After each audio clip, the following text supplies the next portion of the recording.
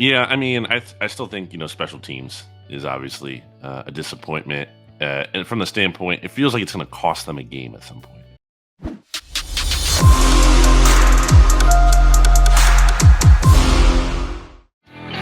Appreciate you streaming in here on Birds 365, the bye week with McMullen and McDonald.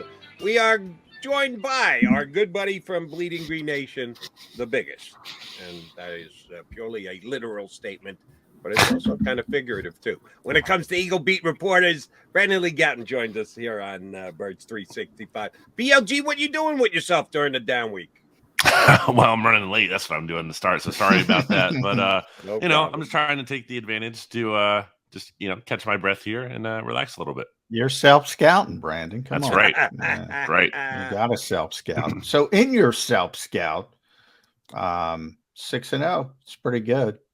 I've been told that's as good as you can be after 6 games. So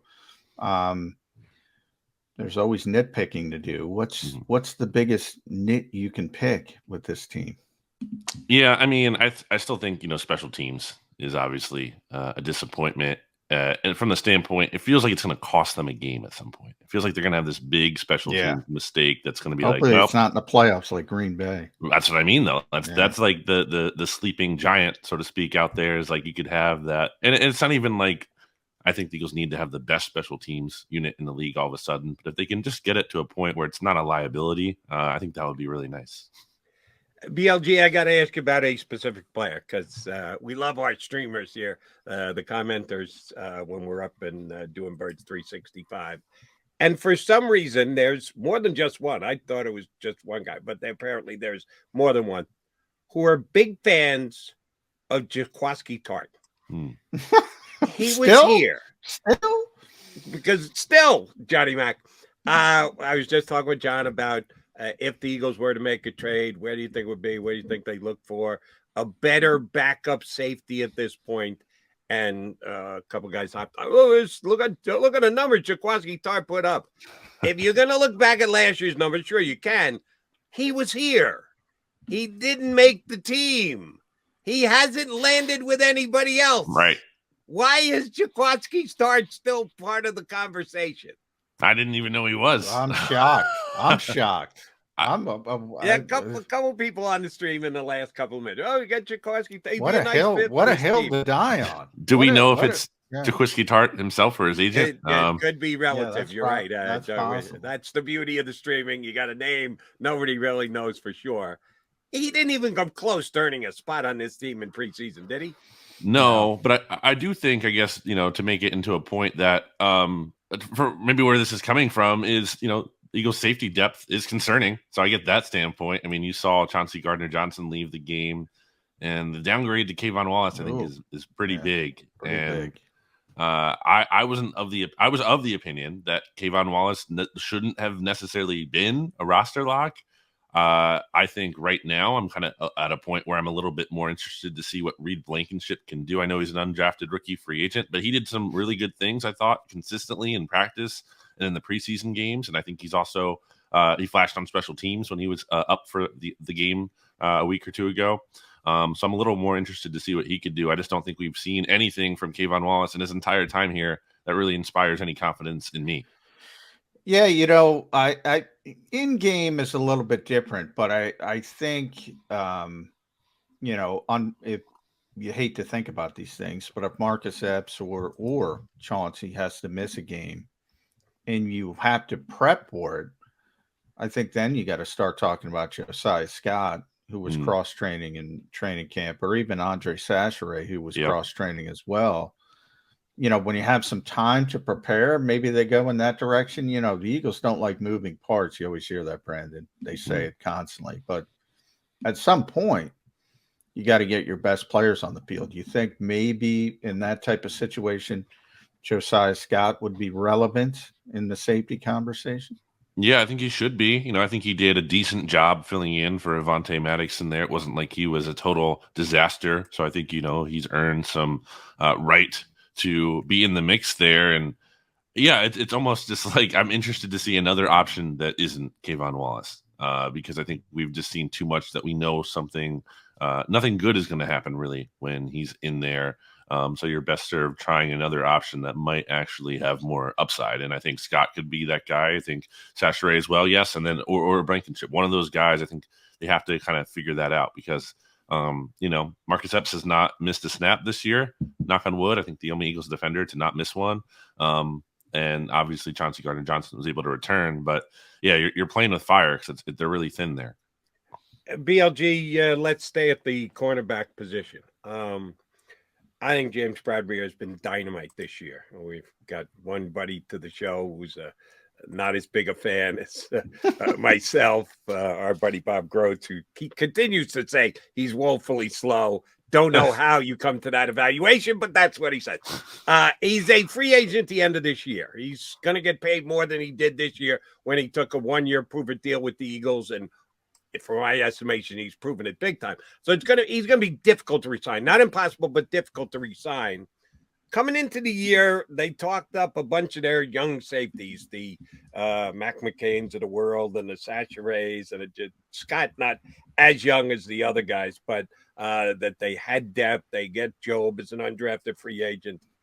If the Eagles aren't going to bring Bradberry back, is his replacement coming from within? Or is Howie going to have to go out and hit that wide open 30-foot jumper? Not an easy one to make, but get a guy for a more reasonable price who can come in and do a somewhat similar job to the one Bradberry's done. Yeah, obviously you can't just keep everyone because there's a salary cap, and I know Howie does a good job typically of making the numbers work, but still at some level you can't just literally resign and sign all the good players. I mean, James Bradberry's been fantastic. He's 28.8 passer rating when targeted this year. That's crazy. He's allowed the fewest yards in the NFL, according to NFL Next Gen Stats, of any cornerback. So he's been amazing. I don't know that his replacement is really on the roster. I think Zach McPherson has done some positive things from time to time, but I don't think we've seen enough from him to kind of just assume he's a shoe-in starter. I think they're going to have to add more competition there. They have that pick currently at number 5 overall in the 2023 NFL draft from the Saints. So yeah, could get better if the Saints go down tonight. The Cardinals could be moving up. Yeah, that could be the answer. But I got to tell you, Brandon, Bradberry's so savvy. I think he's a perfect fit for this defense. I do think, if he's in a different defense who was asking him to play a lot of press coverage, he's not as good. This is a situation where I hope both sides realize this is a perfect fit. And maybe they come to the middle ground. But you remember the offseason. How many times we hear about Mac McCain and Kerry Vincent and Tay Gowan? Oh, I forgot Kerry Vincent. Shame on me. He got talked up a lot. Oh, my. They all did. We love our young quarter. There's no really evidence that this team has been able to develop young corners. I mean, Darius Slay came here as a Pro Bowl corner. James Bradberry came here as a really good former Pro Bowl corner. The young guys, and you mentioned Zach McPherson would be the best, and he hasn't been great in limited time. I do everything possible to try to lobby and cajole and say, look at this fit, James Bradberry, maybe take a little bit less money, because that group has been dominating. And I throw Avonte Maddox in as well when he's been healthy. That's the best trio of cornerbacks in the NFL. I don't think that's an overreach. No, not at all. I think third on that list of NFL Next Gen Stats yards allowed is Darius Slay. So they have 2 of the top 3 cornerbacks in terms of fewest yards allowed. I think Bradberry re-signing, I absolutely would, have an interest level in that. And I think from his perspective, I don't know his mindset well enough to know for sure if he's just going to want to chase the money. But I would, posit that he was on the Giants. He chased the money there, and that might have been a really miserable experience for him, all that losing. So I don't know if he wants to go back to that, especially after kind of having a taste of all this winning that he's had here. Maybe that means something to him. Can't say for sure. We'll see. But to the point of how good the secondary has been, that was one of my biggest reasons why I was confident the Eagles were going to beat the Cowboys. And I know, maybe that's not saying the most if you don't believe in Cooper Rush at all, but I just felt like going into this matchup, this was the best secondary the Eagles have had going into a Cowboys game in a long time. a Cowboys team that usually has hurt them with their wide receivers. And certainly no Amari Cooper helps. That's a big deal that he's been gone, and certainly Cooper Rush helps. But still, I mean, the secondary inspired a lot of confidence, and sure enough, they went out and they made the plays that mattered. All right, since we're using our wish on wish that James Bradberry isn't just chasing the dollars and is really enjoy his time here in Philadelphia, and if he factor in, hey, I want to try and win a chip, and the Eagles are a legit chip contender, can we do the same? Should we do the same for Miles Sanders? I know Johnny Mack had a piece up on JAKIB Sports about Miles, and Steichen talking him up a big deal when the coordinator spoke the other day. And Miles as well saying, hey, I'm just doing what I can to stay here in Philadelphia. We know the Eagles don't necessarily look to pay a heavy amount for the running backs. But who in the league does? I know the easy thing to say, well, somebody's going to pay Miles Sanders. Who? Who's going to pay Miles Sanders that much more than the Eagles can pay or should be thinking about paying Miles Sanders? He's having a nice year. He's fourth in the league in rushing. Is Miles a guy that Howie's going to have a conversation with over the next couple of weeks about as possible extension? I think it would have to be very team friendly. I mean, I go back to you're putting that word "very" in front of very. Huh?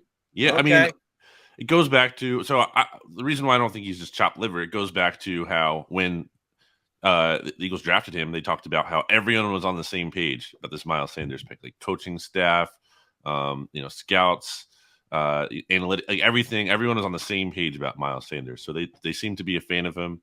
That being said, like, what is Miles Sanders in terms of the what best running back in the league? Is he a top 10 running back? I don't think he is. No. Playing like it right now. Yeah, but I don't think that's who he's been over the course of his career. That's and fair. Even so, like, even at his kind of whatever he is right now, do they really like trust him implicitly? Like, he's not like their go-to guy, and like he's not like their third down back even still. He's not like there's this major role on the team in that capacity. Still not like hasn't been able to contribute as a pass catcher in a meaningful way, I would say, since his rookie year. And I think all of that matters. And I think for a team that is so insistent on getting, or not paying premium resources really at that position, especially in terms of dollars, I have a struggle to see it. Yeah, I still think it's a long shot, but Jody brings up a good point. Who is going to pay him? There are highly paid running backs. One of them's on the market right now, Christian McCaffrey.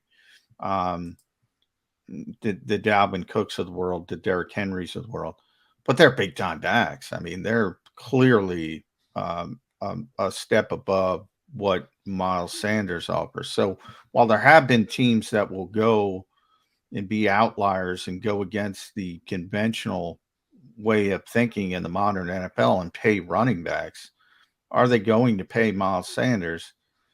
And so then it comes down to just the Eagles' philosophy. Is it churn and go get another running back on his rookie deal? Or is it, this is a pretty good player. You don't have that ramp up period, that startup cost with a rookie, and they're a contender.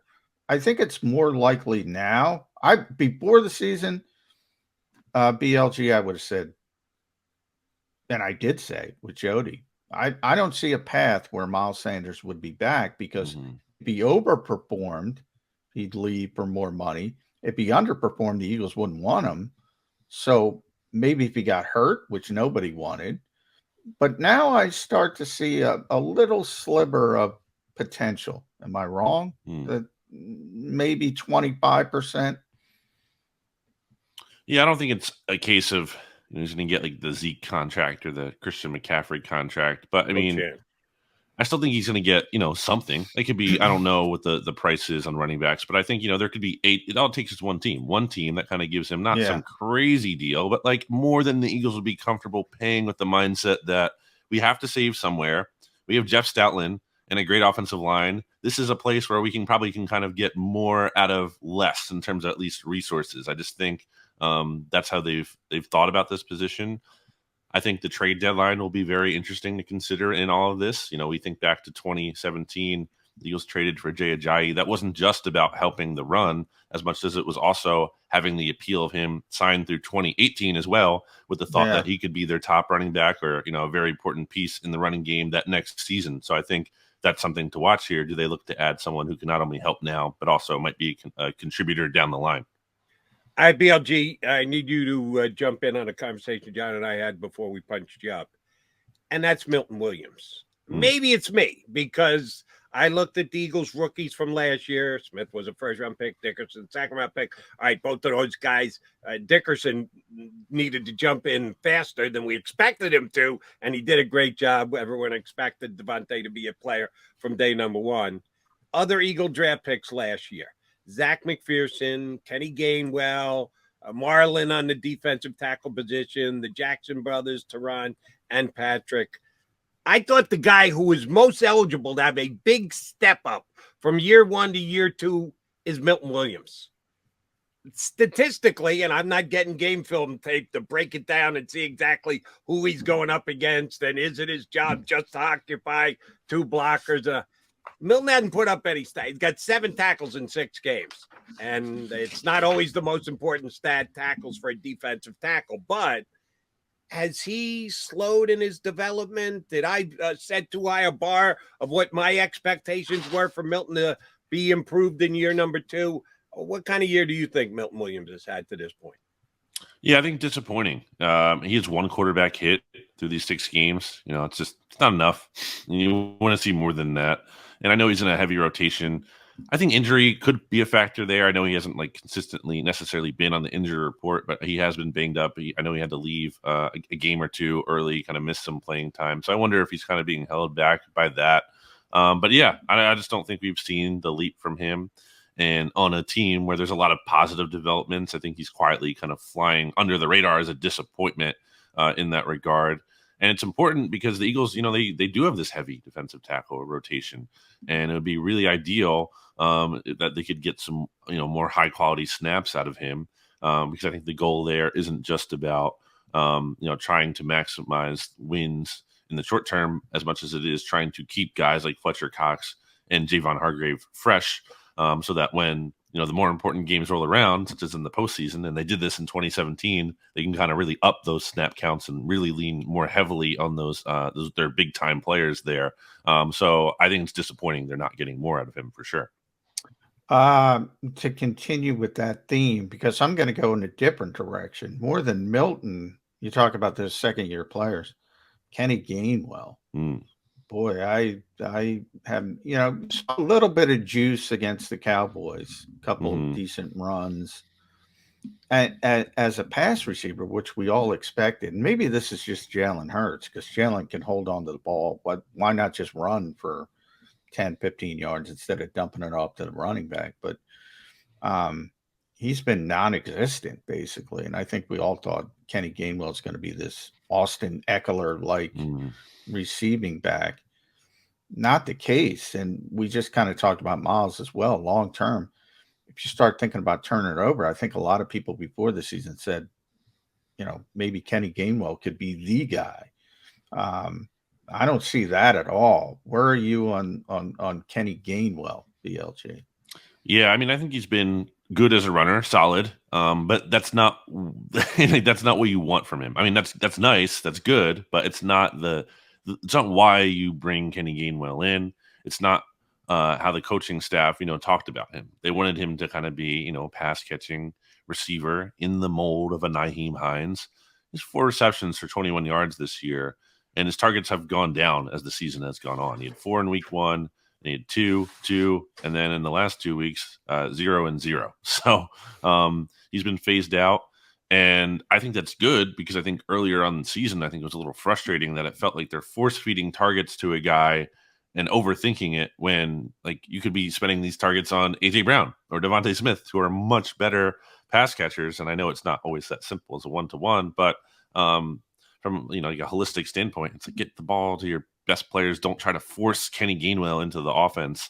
That was one of my probably biggest criticisms for a team that's been very good earlier on in the years. It felt like they're trying to force it to him. So I think it's good that they're not doing that as much in the passing attack. But it's disappointing again that you're not able to go to him. And again, coming back to the trade deadline of it all, maybe the Eagles are looking potentially for someone with some actual reliable, like third down running back skills, because that's not really something they have on their roster, despite the fact Miles Sanders once showed that. And despite the fact Kenny Gainwell was supposed to come in and have that kind of mold, it's just not really something they have. All right, BLG, one of my favorites. You know this. I've had you on as a guest often enough. The old hypothetical question. Mm-hmm. And it may be a bit of a reach here since Lane Johnson was good enough to be working on a Christmas album yesterday, but he did leave the last game with a concussion. Mm-hmm. And it's his third in 5 years. And the Eagles may, because of an overabundance of caution, make sure that Lane is not showing no signs whatsoever of the concussion when they come back against Pittsburgh next week. If that's the case, I thought Jack Driscoll actually played better on the left side than he did on the right side. Yeah, I know he's going up against one of the best football players in the entire game, but he didn't get the job done the other night when he filled in for Lane Johnson. Is it a given they just go to Driscoll again at right tackle, or do they revisit the Jordan Mailata goes to the right side and Andre Dillard gets plugged in to the left side? John always likes to remind us that the Eagles don't like doing that. They don't want to make two moves when they can only make one move. But if Driscoll did struggle out there last week, if Lane's a no-go, how does the Eagle offensive line look next week against Pittsburgh? Yeah, I think John's right. I think, they don't want to change multiple starters if they don't really have to. And I think Driscoll, they have enough confidence in him to put him there at right tackle as a 1-for-1 replacement. And, concussions are really hard to really, predict the timeline on. So I don't want to, downplay that at all. But I do think, having the bye week here is going to give Lane enough time to get back. Again, we'll see. But I think there's, certainly reason to be optimistic that he can play. I would say it's more likely than not. I agree with you there, Brandon. Make sure you follow BLG on Twitter at Brandon Gowton. Read him at bleedinggreennation.com, BGN Radio with Jimmy Kempski, our buddy, SB Nation, NFL. So many podcasts I can't keep up. Too many. Including when he jumps on with us, and we're very happy on Birds 365. But I mentioned this yesterday. I want to run it by you, Brandon. Most people point to special teams as the biggest issue, and understandably so. On the under the radar one, as I've been looking at the advanced numbers and the film, doing my own self scout, tackling. This is not a good tackling team. And I think we all looked at that Detroit game and said it was an outlier. Well, it was the worst. They missed, I think, 15 tackles, but that actually was not the outlier. Washington was the one game they tackled well. Yeah. That was the outlier. Everything else, they can't tackle. And I see Derrick Henry on the schedule. I see Jonathan Taylor on the schedule. I see Saquon Barkley on the schedule. Should people be more concerned about the tackling issue? Absolutely. I think it's 57 now in 6 games. So almost like 10 missed tackles a game. It's unbelievable. It's an issue. And I thought, like, anecdotally, at least against the Cowboys, it wasn't even just about like, okay, they whiffed on someone entirely. I thought like they were getting on, like they were latching on to these Cowboys players like Zeke or wide receiver, whoever, and they couldn't get the ball carrier down before like they would get like extra yardage and move beyond the chains or everything. It wasn't like clean tackling. It was like hang on and for dear life and eventually get them down tackling. So I definitely think, yes, that's a real issue. You can kind of question, how much of that goes back to soft training camp and practice and everything. Maybe some of it is that they're valuing speed, over these players who could be more physical. I don't know for sure what the issue is, but it's definitely, I know it is an issue. So maybe that's something, the coaching staff would want to reinforce as well over the bye here, kind of looking at that and looking at maybe how they can fix that in some way and address that issue, because it's certainly been a problem. Going into the week 6 game here against the Cowboys, Pro Football Focus had the Eagles as like their 30th graded team out of tackling. Wow. And then that goes to the numbers I just said too, in terms of 57 and 6 games now. So it's certainly an issue. I think you're both right. It's a legit concern, despite the fact that the team is 6-0. All right. Last one for me, BLG, since we're using initials. Should the Eagles have interest in OBJ? Odell Beckham Jr. has been out there. He's still recovering from the surgery he had last year. I saw one report yesterday said he signed with Minnesota, and then they kind of that was from the back. famous reporter Ben Dober. Yeah, I wouldn't take that one seriously. Wishful thinking. But he's talking to several teams, including the Rams, and maybe Ben Dover reported that as well, that the Rams made him almost an insulting offer that he very easily turned down. Eagles are good at wide receiver, but depth is depth, and we all know that anybody is one play away from blowing out a knee. Should the Eagles, if the price is right, meaning cheap, because he wants to try and go back to back with being a guy stepping in to help a championship run, should the Eagles have interest in Odell Beckham Jr.? Sure. I mean, if he wants to be, I don't think he would have interest here. It would be the bigger issue because in terms of role and everything, and I don't think he's going to be getting quite the amount of playing time / targets that he would really ideally like to have. So it'd have to be a very unselfish, attitude from him coming in, but if he's your wide receiver 3, instead of Quez Watkins, sure. I mean, that's, he's obviously there's another guy we should have mentioned when we talk about disappointing. Quez Watkins. Yeah, for sure. He had what, like the touchdown catch and 69-yard performance or whatever in week 2, and since Minnesota, you had the big play, but other than that, it's been been very quiet. And part of it is part of it, Brandon, is AJ's so good, Devontae's so good, sure. Dallas is so good. Why, as you mentioned, why go away from them? They're always open. Yes, and I don't think it's like you don't want him to be a volume target by any means, but you want we need more. There needs to be more big plays from him. He should be like a guy who should have games here where it's either like, all right, you might have a couple 0 receiving yard games, whatever, but then he has like a game where it's 88 and a huge touchdown. I think he should kind of be a feast or famine guy, and he did have that one moment, but it's really been more famine than feast. All right, one bone to pick with you before we let you go. I was on the site this morning. The BNG Power Rankings. Eagles at number 2. Yeah, I would say 1, but fine. Mm-hmm. As long as it's the Bills. They're the 2 best teams. 1 and 2 or 2 and 1, either way. Right. My JETS Jets. Number 15. Have you been watching this team? Well, come on, they're borderline top 10. Other power ratings have them in the top 10, and you got them at number 15. Why the green resents? I'm all about the quarterback, Jody, and I'm not. I know they're winning in spite of him or with him, whatever you want to say, but I think it's more in spite.